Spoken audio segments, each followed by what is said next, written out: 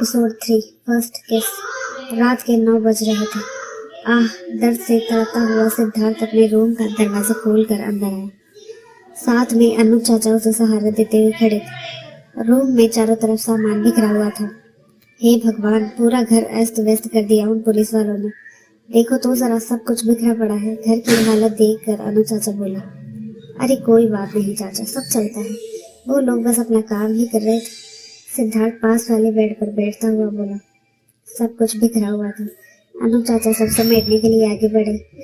अरे चाचा रहने दो, सिद्धार्थ बोला। ठीक है, बोलकर चाचा ने पास में टंगी हुई टी शर्ट उतार कर सिद्धार्थ के हाथों में दी। सिद्धार्थ टी शर्ट पहनने लगा। तभी ऋतु दरवाजे पर आकर खड़ी हुई, पर अंदर नहीं। सिद्धार्थ और अनुज को देखकर थोड़ा साइड में झुक गई। ऋतु दोनों के पीछे पीछे ही निकली थी, इसलिए तुरंत ही पहुंच गई थी।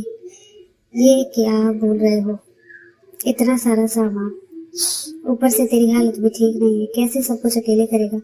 अनु चाचा फिक्र करते हुए बोले। अरे मैं सब कर लूंगा चाचा, बचपन से सब अकेले ही करता आया हूँ, आगे भी कर लूंगा, सिद्धार्थ बोला। कब तक यूं खुद पर तरस खाता रहेगा? शादी कर ले बेटा, अनु चाचा उसके पास बैठते बोले। आप जानते हैं चाचा, अकेला रहता हूँ, कोई फैमिली नहीं है, रिश्तेदार नहीं है, मुझ जैसे भला कोई लड़की कैसे पसंद करेगी? और वैसे भी मुझे शादी नहीं करनी चाचा। मैं और मेरे बजरंगबली, हम दोनों एक साथ अकेले ही खुश हैं, सिद्धार्थ स्माइल देते हुए बोला। झूठ मत बोल बेटा, तुझसे ज्यादा जिया हूँ। एक वक्त पर जिंदगी में साथी की जरूरत सभी को पड़ती है। अनु चाचा सिद्धार्थ के कंधे पर हाथ रखते हुए बोले। मुझे जरूरत नहीं है चाचा, मैं अकेला ही ठीक हूँ, बजरंगबली अपने साथ है, इसी आराम से जिंदगी कट जाएगी, फिक्र न हो चाचा, सिद्धार्थ मुस्कुराते हुए बोला। चलता हूँ बेटा, आराम से सो जा, सुबह बीवी को भेज कर साफ सफाई करवा दूंगा, तू बस आराम कर, तेरे शरीर को आराम की सख्त जरूरत है, मेहरबानी करके कोई भी काम मत करना मेरे जाने के बाद, अनु चाचा बोलते हुए खड़े हुए। हाँ चाचा, फिक्र न हो, हंसता हुआ सिद्धार्थ बोला।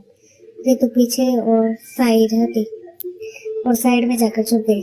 अनु चाचा बाहर निकले। हे बजरंगबली, भोला है बेचारा, दुनिया के दस्तूर से अनजान है, पर तुझसे बड़ा प्यार करता है, बहुत मानता है तुझे, तो उसके साथ रहना हमेशा। बहुत अकेला जीना शायद उसकी किस्मत में ही लिखा है, उसे बस बचा लेना सारे खतरों से। अकेला चलकर यहाँ तक आया, अब तेरा ही सहारा है, उसकी उम्मीद मत टूटने देना प्रभु, अनु चाचा ऊपर देखते हुए अपनी बूढ़ी आवाज में बोले और वहां से जाने लगी। ऋतु बस उन्हें देखती रही, फिर वापस से दरवाजे के सामने आके खड़ी हुई। वो अभी भी हल्का सा छुपी हुई थी। वो असमंजस में थी कि सिद्धार्थ से बात करे या नहीं। सिद्धार्थ दर्द से तड़पता हुआ खड़ा हुआ और रेडियो के पास पड़ा भगवा कपड़ा लेकर दीवार पर टंगी हुई हनुमान जी की तस्वीर के पास लगड़ाता हुआ आकर खड़ा हुआ। माफ करना बिग ब्रो, आज शाम की पूजा पूरी नहीं कर पाया, क्षमा कर देना अपने छोटे भाई को, ये बोलकर केसरी रंग के कपड़े से तस्वीर को साफ करने लगा। उसे यूं ये सब करता देख रही तो चुप होकर देखने लगी। अनु चाचा भी कमाल करते हैं। सॉरी, हाँ, मुझे हम दोनों के बीच के सीक्रेट के बारे में नहीं पता, पर क्या ही फर्क पड़ता है। सिद्धार्थ तस्वीर को देखकर बातें कर रहा था और जितू चुपचाप सुन रही थी। शक्ल सूरत तो मेरी अच्छी ही है, पर इतने में थोड़ी लड़की पटेगी। आजकल तो गाड़ी बंगला सब चाहिए, और वैसे भी पैसे तो मैं खर्च नहीं कर सकता, और परिवार जो नसीब में कभी था ही नहीं, उसी रात सब छीन लिया गया था। बोलते हुए अचानक पता नहीं सिद्धार्थ की आंखों में पानी आ गया था। दुनिया ने ठुकराया है, अब तू ही तो था जिन्हें सहारा दिया। बाप ने पैदा होते ही कचरे के डब्बे में डाल दिया, सोचा मर जाऊंगा, पर किसी ने उठाकर तेरे चरणों में डाल दिया, तब से तेरे सहारे ही तो हूँ। सिद्धार्थ बोल नहीं पा रहा था, शायद उसका रोना बढ़ गया था। ऋतु बस चुप होकर खड़ी थी। उसकी बात सुनकर ऋतु की भी आंखें गीली हो गई थी। दुनिया चाहे जो बोले, जब तक तू है ना मुझे किसी की जरूरत हुई है ना अब होगी, तू है तो सब है, सिद्धार्थ बजरंगबली की तस्वीर पर हाथ रखते हुए बोला। फिर अपनी आंखों के आंसू पोंछे और हंसते हुए फोटो ठीक से साफ करने लगा। कल पक्का आपकी पूजा कर लूंगा, बस एक बार माफ कर देना, अब पूरा घर समेटना पड़ेगा, बोलकर सिद्धार्थ 2 कदम पीछे हटा। वो तस्वीर को दूर से देखना चाहता था, पर पैरों में जान ही कहाँ बची थी। दर्द से सब तो छुपा लिया, पर हकीकत तो यही थी कि उसके पैर दर्द से रो रहे थे। जैसे ही वो पीछे हटा, पैरों ने अचानक ही साथ छोड़ दिया और रितु ने अचानक ही उसे अपनी बाहों में थाम लिया। सिद्धार्थ अचानक ही हड़बड़ाया हुआ रितु को देखने लगा। रितु ने पहले कभी इतने नजदीक से सिद्धार्थ को नहीं देखा था। वो वाकई ही अच्छा दिखता था, शकल सूरत सब ठीक ठाक थी। पहले उसे ये ख्याल नहीं आया। अरे, सिद्धार्थ के मुंह से निकला। सॉरी, रितु बोली। मैडम आप और यहाँ? सिद्धार्थ हैरानी से बोल पड़ा। क्यों, मैं नहीं आ सकती क्या? रितु बोली। अरे आप तो माए बाप हो हमारे, आप तो कभी भी आ सकते हो, सिद्धार्थ बोला। सिद्धार्थ के मुंह से अपने लिए ये सब सुन रितु को अच्छा नहीं लगा, पर वो भी कुछ नहीं कह सकती थी। दोनों ही ऑकवर्ड पोजीशन में थे। सिद्धार्थ टेढ़ा था तो रितु से अपने हाथ में लिए खड़ी थी। जहाँ लड़का होना चाहिए था वहां पर लड़की, और जहाँ लड़की होनी चाहिए थी वहां पर लड़का खड़ा था। सॉरी इस वक्त आने के लिए, रितु बोली। कोई बात नहीं मैडम, आप बोलो ना क्या काम था। कोई पूछताछ करनी है तो भी मुझे प्रॉब्लम नहीं है। थाने ले जाना है तो भी मैं आ जाता, बस 2 मिनट में तैयार होकर आऊंगा। जरूरत नहीं है, मैं बस आपको देखने के लिए आई थी, रितु बोली।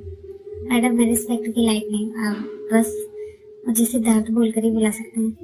ठीक है, तो आप भी मुझे सिर्फ रितु बोल कर बुला सकते हो।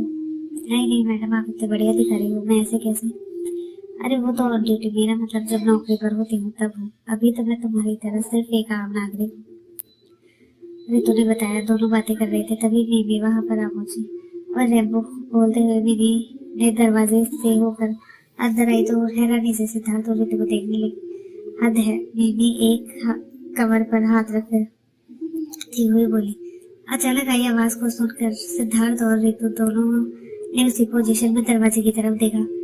जैसे ही देखा कि मिमी अपने फोन में फोटो खींच ली, अचानक ही रितु ने अपने हाथ छोड़ दिए, जिससे सिद्धार्थ पीठ के बल जमीन नीचे गिर गया। सिद्धार्थ ने मुड़कर अपनी पीठ पकड़े हुए चिल्लाया।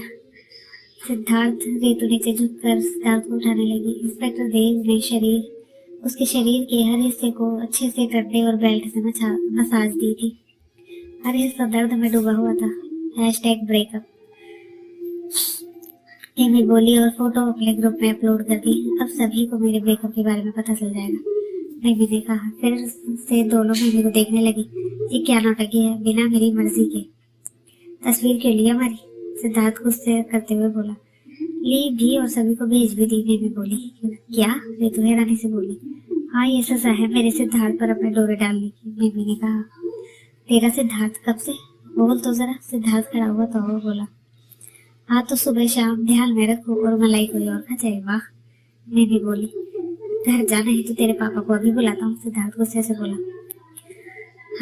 हाँ बुलाओ, आज तो हो ही जाए, या तो मैं या तो ये लड़की, मैं भी रितु की तरफ उंगली करते हुए बोली। रितु हैरानी से उसे देखने लगी, फिर खुद को संभालते हुए बोली। अच्छा ये क्या लिखा है जरा बताना। बोलकर रितु अपनी जेब से एक लेदर का कवर पॉकेट निकाला और खोलकर मिमी को दिखाया। मिमी पास आई और उसे देखने लगी। Ritu Grewal, ACP, assistant commissioner of police, Indian Police Service. समझ आते ही मिमी की बोलती बंद हो गई। जानते भी हो इस तरह से तस्वीर लेना कानूनी अपराध माना जाता है, 6 महीने की सजा हो सकती है, रितु बोली। नहीं होगी, मैं 18 साल की नहीं हुई, अभी माइनर हूँ, मैं भी चालाकी से बोली और खुश होने लगी। ओवर स्मार्ट, मैं माइनर लोगों की ही बात कर रही हूँ, तुम्हें बच्चों के रिमांड होम भेजा जाएगा, रितु बोली और फिर आगे कहा। यहाँ से दूर, मोबाइल से दूर, अपने परिवार और दोस्तों से दूर, किसी से कोई बातचीत नहीं होगी, बिल्कुल अकेली पड़ जाएगी, फिर बोलना मत, रितु डराते हुए बोली। नहीं मुझे नहीं जाना, मैं रोने की जैसी शक्ल बनाती हुई बोली। तो फिर फोन से तस्वीर हटाओ, मेरा मतलब डिलीट करो, और जिसे भेजी है उसे भी बोलो डिलीट करे, समझी, रितु बोली। मैं अभी करती हूँ, बोलकर मिमी ने फोन में से फोटो डिलीट की और अपने ग्रुप में भी सभी को हटाने को बोल दिया, यानी डिलीट करने को बोल दिया। गुड गर्ल, अब जाओ यहाँ से, नहीं तो रिमांड हो भिजवा दूंगी, रितु डराती हुई बोली। मैं भी उल्टे पैर ऐसे छूमंतर हुई जैसे वहां कभी आई नहीं थी। उसे यूं भागता देख सिद्धार्थ हंसने लगा। रितु बस उसे ही देख रही थी, तभी सिद्धार्थ ने अचानक से खुद को रितु से दूर किया। क्या हुआ? रितु ने खुद से दूर होते हुए सिद्धार्थ से पूछा। कुछ नहीं मैडम, आपने बताया नहीं कि आपको क्या काम था, सिद्धार्थ ने पूछा। वो मैं तुमसे बोलकर रितु रुकी और फिर एक गहरी सांस ली और आगे बढ़ी। उसे आगे आता देख सिद्धार्थ 2 कदम पीछे हट गया और बेड से टकरा कर नीचे बेड पर बैठ गया। क्या हुआ मैडम? अचानक उसकी तरफ बढ़ रही रितु को देख सिद्धार्थ नर्वस हो गया। रितु ने फिर पास में पड़ी लकड़ी की कुर्सी को सिद्धार्थ के आगे रखा और उस पर बैठ गई। सिद्धार्थ को कुछ समझ नहीं आया। वही रितु बस एकटक सिद्धार्थ को लेके जा रही थी। क्या हुआ मैडम, कुछ काम था आपको? सिद्धार्थ ने फिर पूछा।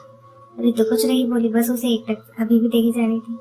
देखिए मैडम, कुछ तो कहिए, सिद्धार्थ हाथी का तौर बोला। तुम्हारी कोई गर्लफ्रेंड है कि नहीं? अचानक से रितु के सवाल से सिद्धार्थ सोच में पड़ गया। बोलो, रितु फिर से बोली। नहीं मैडम, सिद्धार्थ बोला। प्यार करते हो किसी से? रितु ने फिर से पूछा। अगर मैं कर भी लूं तो आपको लगता है कोई मुझ जैसे से प्यार करेगा? सिद्धार्थ ने कहा। सीधा सवाल पूछा है तो सीधा जवाब, रितु ने गुस्से में कहा। जी नहीं मैडम, सिद्धार्थ ने जवाब दिया। हाँ, खाना बनाना आता है? अकेले रहता हूँ तो बस बना लेता हूँ, सिद्धार्थ बोला। सिद्धार्थ को बड़ी अजीब सी फीलिंग आ रही थी। उसका इंटरव्यू हो रहा था और उसे कुछ भी समझ नहीं आ रहा था। मेरा नाम रितु ग्रेवाल है। अरिहंत ग्रेवाल का नाम तो सुना ही होगा, रितु बोली। वही जो स्टील इंडस्ट्री में अपनी पकड़ बनाए हुए है, देश के टॉप स्टील एक्सपोर्ट में गिने जाते हैं, सिद्धार्थ बोला। हाँ, मैं उन्हीं की बेटी हूँ, रितु ने जवाब दिया। ओह, आप तो बड़े घर की हैं, सिद्धार्थ बोला। पर मुझे जैसे से आपको क्या काम है? सिद्धार्थ ने पूछा।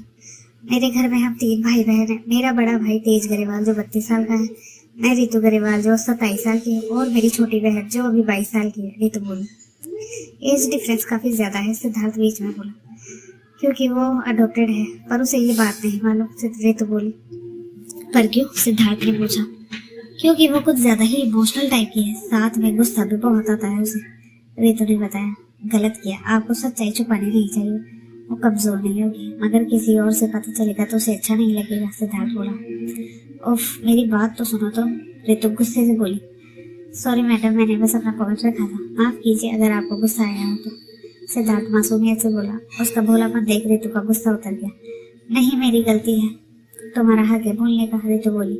मेरा हक कैसे हुआ? सिद्धार्थ सोच में पड़ गया। देखो, मेरी बात ध्यान से सुनो। घर में मेरे दादाजी हैं, अभी भी उनकी ही चलती है, और मेरे घर में और मैं मुंबई से बिलोंग करती हूँ, रितु बोली। और तुम? रितु ने पूछा। इंडिया से, सिद्धार्थ बोला। रितु हंसने लगी। सही है, जैसा चाहिए था वैसे ही हो। क्या मतलब? सिद्धार्थ कंफ्यूज था।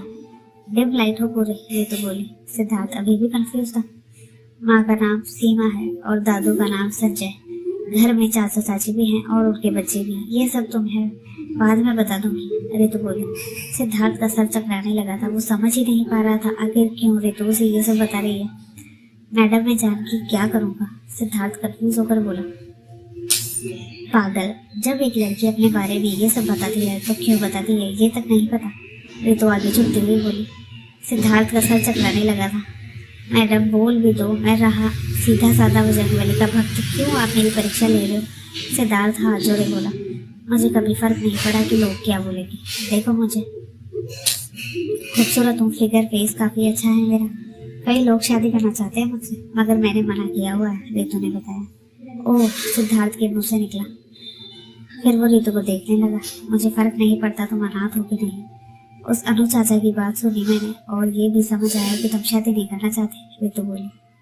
हाँ मैडम, मुझे नहीं करनी शादी, सिद्धार्थ मायूस होकर नीचे देखने लगा।